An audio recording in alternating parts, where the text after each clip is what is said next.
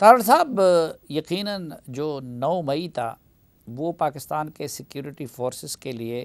9/11 से कम नहीं है, और उस पर उनका या कौम की नाराज़गी अपनी जगह पे खुसूसन जो शुहदा के यादगारों की तौहीन की गई है, वो तो एक बिल्कुल नाकाबिल माफ़ी जुर्म बन जाता है। लेकिन ये जो आर्मी एक्ट के तहत या ऑफिशियल सीक्रेट एक्ट के तहत उसके ज़िम्मेदारों को ट्राई करने का स्पेशल अदालतों से फ़ैसला किया गया है, तो ये क्या हमारी एग्जिस्टेंस जो जुडिशरी है उस पर अदम एतमाद का इजहार नहीं है? बहुत शुक्रिया हाफिज़ साहब। एक तो बात ये आपने कहा कि वो सिक्योरिटी अदारों के लिए 9/11 और कौम के लिए, मैं समझता हूँ कि ये वाकई ये रियासत पूरी के लिए और पाकिस्तान भर की आवाम के लिए वो सूरत हाल ऐसी है जैसे आपने ज़िक्र किया, और बड़ी तकलीफ़ दे मनाजर हैं। उन पे जितना भी दुख का, गम का, गुस्से का इजहार किया जाए वो कम है, और ख़ास तौर पे एक जमहूरी सियासी जमात क्लेम करती हो, जो जमात अपने आप को डेमोक्रेटिक पार्टी, वहाँ से इस तरह के जो रिएक्शंस हैं वो आना, ये बहुत ही अचंभे की बात है। सियासत में तो वायलेंस का स्कोप बहुत कम है। सियासतदान तो बल्कि बर्दाश्त की वजह से जाने जाते हैं, अपने सब्र की वजह से, टॉलरेंस की वजह से, और ये सियासतदान का खासा है। पहली क्वालिटी जो पॉलिटिशियन में है वो सब्र और बर्दाश्त की होती है। मैंने मियां नवाज शरीफ को, मरियम नवाज को, हमजा शहबाज शरीफ को, इसलिए नहीं, एक फैमिली है, ख्वाजा साद रफ़ीक को, इन लोगों को जेलों में अपने मुकदमात भुगतते हुए और फिर जेलें काटते हुए देखा है। राना सनाउल्लाह को, इनकी ज़ुबानों पे कभी इस तरह शिकवे भी नहीं थे आते, तनकीद ज़रूर करते थे कि हमारे ख़िलाफ़ जो हैं वो मुकदमे झूठे हैं और हमारे साथ ज़्यादती हो रही है, लेकिन वो चाहते तो वो भी 10-20 हज़ार बंदे खड़े कर सकते थे और पत्थर मरवा सकते थे, लेकिन उन्होंने नहीं किया, और ये पीपल्स पार्टी के साथ बड़ी सख्तियाँ आई, बाकी सारा। अब आपके सवाल की तरफ आता हूँ। देखिए, एक मैं वजाहत कर देना चाहता हूँ बतौर वज़ीर कानून के और काबीना का हिस्सा होने के हवाले से। ये जो बात हो रही है ना जी, कि ये मिलिट्री अदालतें कायम की जा रही हैं, फ़ौजी अदालतें, खुसूसी अदालतें कायम होंगी, ये ऐसी बात नहीं है। 1952 का आर्मी एक्ट है और ऑफिशियल सीक्रेट एक्ट उसके शेड्यूल में है, वो 1923 का है मेरे ख्याल में। ये दोनों कवानीन जो हैं ये राइज हैं उसी वक्त से जब से ये बनाए गए, और ये फंक्शनल हैं। इनके तहत जो स्टैंडिंग ट्रिब्यूनल्स हैं वो भी, और जो कोर्ट्स हैं आर्मी के अपने सेटअप के अंदर वो भी। जब फौजी तनसीबात को ट्रेसपास किया जाता है जो कि प्रोहिबिटेड डिक्लेयर हुई होती हैं, जैसे उनके दफातर हैं, उनकी तनसीबात हैं, मियाँ वाली का एयर बेस है, कोर कमांडर का कैंप ऑफिस है रिहाइश के साथ ही, आर्मी इंजीनियरिंग का साथ में दफ्तर है जो रैनसैक हुआ,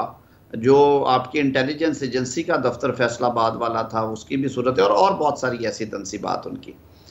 वो जब ट्रेसपास होती हैं बज़ोरे बाजू, और वहाँ पे जो गार्ड्स हैं जब उनको रैनसैक करके और फिर उस पर कोई बलवा होता है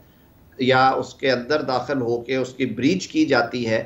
तो वो साफ़ी साहब जो एग्जिस्टिंग कवानीन हैं आर्मी एक्ट के, उसमें सिविलियंस, वो लोग जो इस अमल में शरीक होते हैं, वो आर्मी एक्ट के तहत प्रोसिक्यूट और ट्राई होते हैं, और इसकी बहुत सारी मिसालें पहले मौजूद हैं, बल्कि ये बाय एंड लार्ज चल रहे होते हैं केसेस आम तौर पे। नहीं, सबसे ज़्यादा तो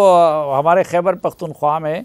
इन्हीं अदालतों के तहत सैकड़ों लोगों को सज़ाएँ दी गई हैं। लेकिन एक तो ये था कि वो कहा जाता था कि जी सिर्फ उन लोगों को सज़ाएँ दी जा रही हैं कि जो दहशतगर्द हैं उनको इसके तहत ट्राई किया जा रहा है, और क्योंकि आम अदालतों और जजों को उनसे ख़तरा होता था उसके ख़िलाफ़ फ़ैसले नहीं दिए जाते थे। फिर जस्टिस सेठ वक़ार ने इसके तहत मिलने वाली कई सज़ाओं को कलअदम करार दिया था, और इमरान ख़ान की हुकूमत उसके ख़िलाफ़ सुप्रीम कोर्ट में आई थी, और सुप्रीम कोर्ट ने उसके ख़िलाफ़ अभी तक स्टे तो दिया हुआ है लेकिन कोई फ़ैसला नहीं किया है। तो अब जस्टिस सेठ वक़ार के फ़ैसले और इसी सुप्रीम कोर्ट के स्टे के तनाजुर में आप क्या समझते हैं कि इस तरह की अदालतों का दोबारा क़याम, और वो तो दहशतगर्द थे, इन्होंने काम बहुत यानी बहुत ज़ालिमाना काम किया है और बेरहमाना काम किया है, लेकिन बहरहाल है तो एक पॉलिटिकल पार्टी, साफ़ी साहब अच्छा है ना, मैंने वजाहत की, मैं फिर वजाहत से अर्ज कर देता हूँ। एक चीज़ मैं क्लैरिटी से कह रहा हूँ कि कोई खसूसी अदालत कायम नहीं की जा रही। 2015 में सानिया पेशावर APS के बाद आइन में तरमीम करके खसूसी अदालतें कायम की गई थी, जो कि चैलेंज हुई सुप्रीम कोर्ट में। वहाँ पे फुल कोर्ट बैठी और उन्होंने फिर उनके क़याम की इजाज़त दी, लेकिन उनमें सनसेट क्लॉज थी, वो 2 साल के लिए कायम की गई थी, जिनके फैसला जात जो हैं वो सेठ वकार साहब के सामने आए या पेशावर हाई कोर्ट के सामने आए, और उनकी अपीलें अब यहाँ पे हैं, और कुछ पिंडी बेंच में भी आए। फिर उनमें एक्सटेंशन भी हुई थी टाइम की, 2 साल मजीद की, 17 और 17 से 19 हुए, और 19 के बाद शायद 6 महीने का टाइम और था या दिया गया। सर ये वो नहीं है कोर्ट्स, ये कोई ना कानून में तरमीम की जा रही है ना आइन में, और वो जो खसूसी अदालतों का कानून था वो ख़त्म हो गया 2019 में। ये मैं अर्ज कर रहा हूँ कि ये 1952 और 1923 के जो राइजुल वक्त उस वक्त के कवानीन आज तक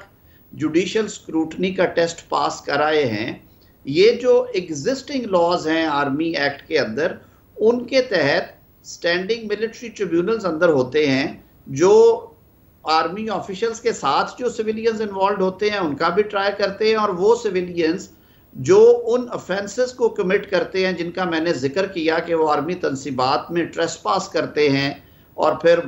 बलवा करते हैं, रैनसैक करते हैं, या कोई ऐसी जो खास दस्तावेजात हैं जिनको प्रोहिबिटेड एरिया में रखा गया है, या हथियारों या चीज़ों को लूटते हैं, तो वो एक पूरा मैकेनिज्म है आर्मी एक्ट के अंदर। उसके तहत वो ट्रायल्स जो हैं वो आर्मी एक्ट के तहत स्टैंडिंग ट्रिब्यूनल्स उनके जो हैं वो करते हैं, और वो आज के नहीं है, वो हमेशा होते रहे हैं। वो जब उनका अपना मामला जब वो कंप्लीट हो जाता है साइकिल, यानी ट्रिब्यूनल के बाद एक अपील इंटरनली प्रोवाइडेड है हो जाए, तो उसके बाद उसमें जुडिशल स्क्रूटनी होती है, हाई कोर्ट में रिट लाए करती है, और हाई कोर्ट्स के बेतहाशा फैसले हैं। कई दफ़ा वो सज़ाओं को बहाल रखते हैं, कई दफ़ा ख़त्म कर देते हैं। फिर एक फोरम सुप्रीम कोर्ट का भी होता है। मैं आपको याद कराए देता हूँ, जब परवेज़ मुशर्रफ साहब के वो झंडा कुर्ती, क्या वो केस को कहते थे, वो जो पेट्रोल झंडा चीची, झंडा चीची जी बिल्कुल, वो हमला हुआ, तो ये केस बड़ा हाईलाइट हुआ। उसमें जो सिविलियंस ट्राई हुए, उन्होंने कहा कि जी नहीं, हम नहीं ट्राई हो सकते, तो पिंडी हाई कोर्ट का डिसीजन आया। फिर उसके बाद वो मामला सुप्रीम कोर्ट में गया। इफ्तिखार मोहम्मद चौधरी साहब का बेंच था 5 रुकनी, उन्होंने वो केस सुना बड़ी तफसील के साथ, और उन्होंने वो जो प्रोसीजर और सजाएं थी वो बहाल रखी। तो ये वो जो कन्फ्यूजन मैं दूर कर रहा हूँ, जो APS आने के बाद पार्लियामान ने खसूसी अदालतें कायम की थी, जिसपे फिर केसेस फाइल हुए। मैं खुद पिटिशनर था उसमें, पाकिस्तान बार काउंसिल का मैं वाइस चेयरमैन था, मैं भी पिटिशनर था। ये उस कानून के तहत और उन स्पेशल कोर्ट्स के तहत नहीं चलेंगे, बल्कि 1952 का जो कानून है उसी के तहत। एक बात साफी साहब, एक बात में और फौजदारी, क्योंकि मैंने 30 साल क्रिमिनल साइड पे प्रैक्टिस की है जी। एंटी टेररिज्म के लॉज जो हैं उनमें ज्यादा संगीन और सख्त सजाएं हैं, जिनके तहत वो जो गैर फौजी तनसीबात को, पुलिस की गाड़ियों को जलाना, पुलिस अफसरान को जख्मी करना, पब्लिक प्राइवेट प्रॉपर्टीज को बल्बों की सूरत में नजर आतिश करना, बिल्डिंग्स को जलाना, रेडियो पाकिस्तान पे हमला, वो एंटी टेररिज्म के तहत होंगे ट्राई। वो ज्यादा संगीन सजाएं हैं और ज्यादा संगीन प्रोसीजर्स है उसके। उसमें बात मैं इसलिए कर रहा हूं कि वो भी टाइम टेस्टेड है, और वो कोर्टों ने कहा कि ये बिल्कुल रियासत में लॉ एंड ऑर्डर मेंटेन करने के लिए करना चाहिए। और जो आम सड़कें बंद हुई या कोई ट्रैफिक रोकी गई, कुछ इस तरह के काम है, उसमें PPC के फैसलों काबीना ने यह कहा कि जो जो एप्लीकेबल लॉज हैं, नेशनल सिक्योरिटी कमेटी ने भी ये कहा कि जो केसेस उन खसूसी कवानीन में फाल करते हैं जो आर्मी एक्ट के तहत है, वो अपना रास्ता ले सकता है कानून। वहाँ पे जो एंटी टेररिज्म में आएंगे वो law shall take its own course, और जो PPC और दीगर कवानीन के तहत है वो उस तरह से ट्राई होंगे। किसी केस को कोई स्पेशल कैटेगराइज नहीं किया जाएगा।